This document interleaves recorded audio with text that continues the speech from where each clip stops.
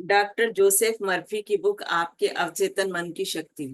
तो यहाँ हम देख रहे हैं हमारे अवचेतन मन में कितनी शक्तियां भरी हुई हैं जिनसे हम अनजान हैं। तो उन्हीं से हमारा परिचय हो रहा है। फोर्थ टॉपिक है प्राचीन काल में मानसिक उपचार। युगों युगों से हर महाद्वीप, परिवेश और संस्कृति के लोग जानते थे कि कहीं ना कहीं पर एक उपचारक शक्ति है जो व्यक्ति की शारीरिक क्षमताओं को दोबारा लौटा सकती है और बीमारी ठीक कर सकती है। वे मानते थे कि यह रहस्यमय शक्ति कुछ विशेष स्थितियों में जागृत की जा सकती है और इसे सही तरीके से जागृत करने पर मानवीय कष्ट कम हो सकता है। सभी देशों का इतिहास इस विश्वास की पुष्टि करता। सभी देश इस बात को मानते हैं कि कहीं ना कहीं कोई शक्ति है जो व्यक्ति को ठीक कर सकती है। दुनिया के शुरुआती इतिहास में मनुष्यों को भले या बुरे के लिए गोपनीय तरीके से प्रभावित करने का ज्ञान, जिसमें बीमारी का उपचार भी शामिल था, पुजारियों और धर्म गुरुओं तक ही सीमित था। यह दावा किया जाता था कि ईश्वर ने उन्हें कुछ विशेष शक्तियां दी हैं जिनमें उपचारक शक्ति भी शामिल है। तो धर्म गुरु और पुजारी हुआ करते थे, वो ही ये दावा करते थे कि उनको विशेष शक्तियां मिली हैं उपचार करने की।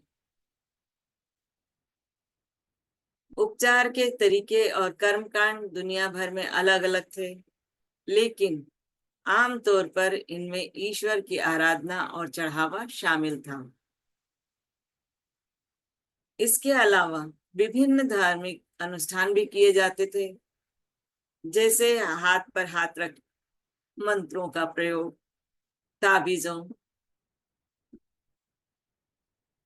अंगूठियों, स्मृति चिन्हों और तस्वीरों का प्रयोग भी किया जाता था। उदाहरण के लिए प्राचीन मंदिरों में पुजारी रोगियों को नशीले पदार्थ खिलाते थे जिससे वो बेहोश हो जाते थे, मूर्छित हो जाते थे। उसके बाद उनके ऊपर सम्मोहन के सुझाव देते थे। मरीजों को आश्वासन दिया जाता था कि उन्हें नींद में ईश्वर दिखेगा और उनका उपचार हो जाएगा। इस तरह बहुत से रोगी स्वस्थ भी हुए। हीटेक के भक्तों से कहा गया कि वे राल, लोबान और गंध रस को छिपकलियों के साथ मिलाकर दूध के चांद की रोशनी में खुली हवा में कूटे। इस अजीब और रहस्यमय रस्म के बाद वे देवी की प्रार्थना करते थे, अपना बनाया हुआ काढ़ा पीते थे और सो जाते थे। अगर उनकी आस्था दृढ़ होती थी तो उन्हें सपने में देवी नजर आती थी। हालांकि यह अनुष्ठान हमें अजीब, संभवतः अति कल्पनाशील भी लगे, लेकिन इसके बावजूद इससे असर अक्सर लोग जो है रोगग्रस्त थे तो वो ठीक हो गए। प्राचीन समय के लोगों ने अवचेतन मन की अविश्वसनीय शक्ति के दोहन के कई कारगर तरीके खोज लिए जिनसे वे उपचार करते थे। हालांकि वे जानते थे कि ये तरीके कारगर थे, लेकिन यह नहीं जानते थे कि वे क्यों कारगर हैं। आज हम देख सकते हैं कि वे अवचेतन मन को सशक्त सुझाव देकर उपचार कर रहे थे। धार्मिक अनुष्ठान और काढ़े तथा ताबीज लोगों की कल्पना पर गहरा असर डालते थे। इनके कारण उनका अवचेतन मन उपचारक के प्रबल सुझावों को आसानी से स्वीकार कर लेता था। बहरहाल उपचार का काम मरीजों का अवचेतन मन ही कार्य करता था। मतलब वो उपचार भले कोई भी कर्म कांड से करते हो, लेकिन जो उपचार होता था, जो मरीज रहता था, उसके अवचेतन मन से ही होता था। सभी युगों में ऐसा हुआ है कि जहां अधिकृत उपचारक असफल हो गए और मरीजों ने उम्मीद छोड़ दी, वहां अनधिकृत उपचारकों को उल्लेखनीय सफलता मिली। यह सोचने पर मजबूर करता है, दुनिया के सभी हिस्सों में इन उपचारकों ने ये इलाज कैसे किए। इसका जवाब आसान है, ये उपचार इसलिए हुए क्योंकि रोगी के अंधे विश्वास के ने उसके अवचेतन मन में निहित उपचारक शक्ति को मुक्त कर दिया। उपचारकों के इलाज और तरीके जितने कल्पनाशील और अजीब होते थे, इस बात की उतनी ही ज्यादा संभावना होती थी कि रोगी यकीन कर ले कि इतनी अजीब चीज निश्चित रूप से असाधारण शक्तिशाली होगी। उत्तेजित भावनात्मक अवस्था के कारण उनके लिए चेतन और अवचेतन मन में स्वास्थ्य के सुझाव को स्वीकार करना आसान हो जाता था।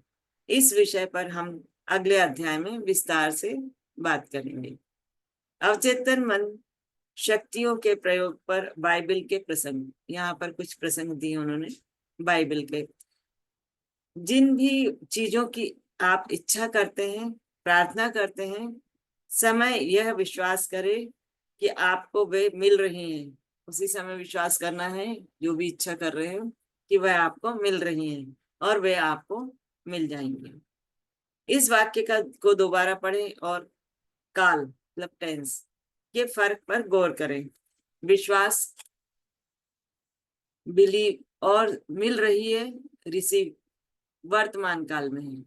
मतलब हमें पहले विश्वास करना है, फिर प्रेजेंट में सोचना है कि वो हमें मिल गई है, लेकिन वर्तमान में है लेकिन मिल जाएगी भविष्य काल में।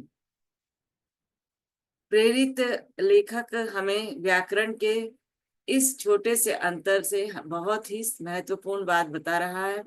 अगर हम इस तथ्य को सच मान लेते हैं और स्वीकार कर लेते हैं कि हमारी इच्छा वर्तमान में ही पूरी हो चुकी है, तो यह निश्चय भविष्य में अवश्य ही पूरी हो जाएगी। इस तकनीक की सफलता इस विश्वास से निहित है कि विचार या तस्वीर मन में वास्तविकता का रूप ले चुकी है। मतलब विचार और तस्वीर जो है अगर वास्तविकता का रूप ले चुकी है तभी पूरा है। हम जितने विश्वास के साथ अगर करेंगे, इमेजिन करेंगे, वो चीज हमको उतनी आसानी से मिल सकती है। ये गूढ़ शब्द विचार की रचनात्मक शक्ति के प्रयोग द्वारा अवचेतन मन पर अपनी मनचाही चीज की छाप छोड़ने का संक्षिप्त और विशिष्ट तरीका सुझाते हैं। आपका विचार, योजना या उद्देश्य अपने स्तर पर उतना ही वास्तविक है जितना कि आपका हाथ और हृदय। बाइबल के इस तकनीक का पालन करने पर आप अपने मन से स्थितियों या किसी भी ऐसी चीज के सारे विचार बिल्कुल खत्म कर देते हैं जिससे नकारात्मक परिणाम मिल सकता है। आप अपने मन में एक बीज मतलब अवधारणा बो रहे हैं जिसे अगर आप ज्यों का त्यों छोड़ दें तो यह हमेशा बाहरी फल से में अंकुरित होगा। ईसा मसीह जिस महत्वपूर्ण नींव पर जोर देते थे वह थी आस्था। तो ईसा मसीह का भी कहना था कि आस्था रखो। आप बाइबल में यह बात बार बार पढ़ते हैं, आपकी आस्था के अनुसार आपको दिया जाएगा। अगर आप जमीन में निश्चित प्रकार के बीज बोते हैं तो आप आस्था रखें कि आपको उसी बीज का फल मिलेगा जिसका बीज आपने बोया है। यह बीजों का तरीका है।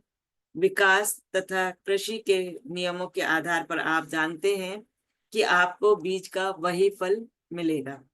बाइबल में जिस आस्था का वर्णन किया है वह सोचने का एक तरीका है, मानसिक नजरिया है, आंतरिक निश्चय है।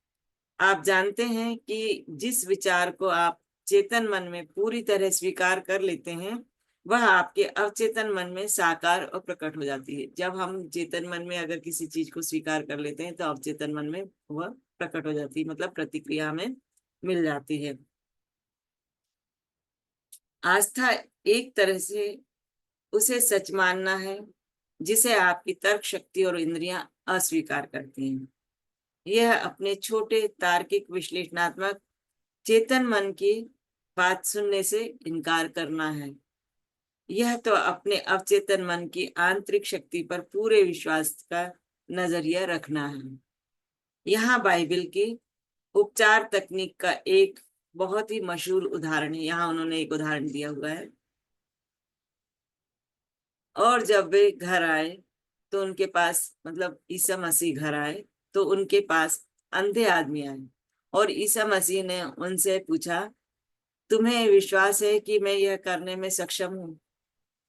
तो अंधे व्यक्ति जो आए उन्हीं से ईसा मसीह ने पूछा, क्या तुम्हें विश्वास है कि मैं ये करने में सक्षम हूँ? जो भी उन्होंने कहा हो अंधे व्यक्तियों ने, उनमें उन्होंने कहा, हाँ प्रभु।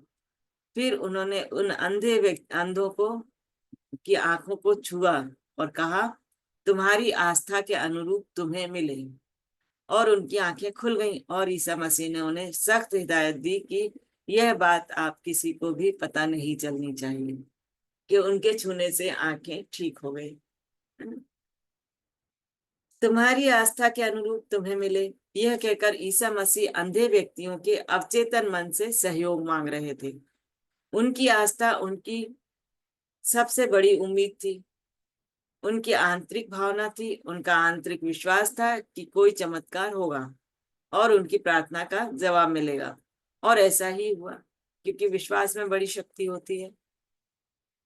यह उपचार की सनातन तकनीक है, जिसका प्रयोग दुनिया भर के सभी उपचारक समूह करते हैं, चाहे वे किसी भी धार्मिक पंथ के हों।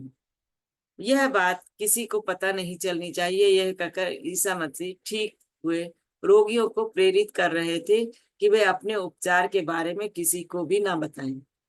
अगर रोगी लोगों को बताते तो अविश्वास करने वाले लोग संदेह करते और अपमानजनक आलोचना करके उन्हें सताते। इससे वे लाभ कम भी हो सकते थे जो ईसा मसीह के हाथ से उन्हें मिले थे, क्योंकि इससे उनके अवचेतन मन में डर, शंका और तनाव के विचार भर जाते। अधिकार और शक्ति के साथ उन्होंने गंदी आत्माओं को आदेश दिया और वे बाहर आ गईं। जब रोगी ईसा मसीह के पास ठीक होने आए तो उनका उपचार उनकी आस्था और ईसा मसीह की अवचेतन मन की उपचारक शक्ति के समझ से हो गया। ईसा मसीह ने जो भी आदेश दिया, अंदर से उसे सच माना गया। वे और मदद मांग रहे थे, लोग एक ही शाश्वत कल्पनावादी मस्तिष्क में थे। ईसा मसीह के अंदरूनी ज्ञान और उपचारक शक्ति के विश्वास ने रोगियों के अवचेतन मन के नकारात्मक विनाशक स्वरूप को बदल दिया। आंतरिक मानसिक बदलाव के परिणाम स्वरूप उपचार अपने आप हो गया। उनका आदेश मरीजों के अवचेतन मन से किया गया आग्रह था। साथ ही उन्होंने अधिकार के साथ इसलिए बोला था क्योंकि वे जानते थे कि अवचेतन मन तभी प्रतिक्रिया करेगा। अवचेतन मन की प्रतिक्रिया के बारे में वे जागरूक थे और उन्हें इस पर पूरा भरोसा था। तो ईसा मसीह जो है अवचेतन मन की शक्तियों के बारे में जानते थे और उन्हें इसके ऊपर पूरा भरोसा था, और उसी के आधार पर उन्होंने लोगों का उपचार किया। तो थैंक यू सो मच इतने अच्छे से प्यार से सुनने के लिए।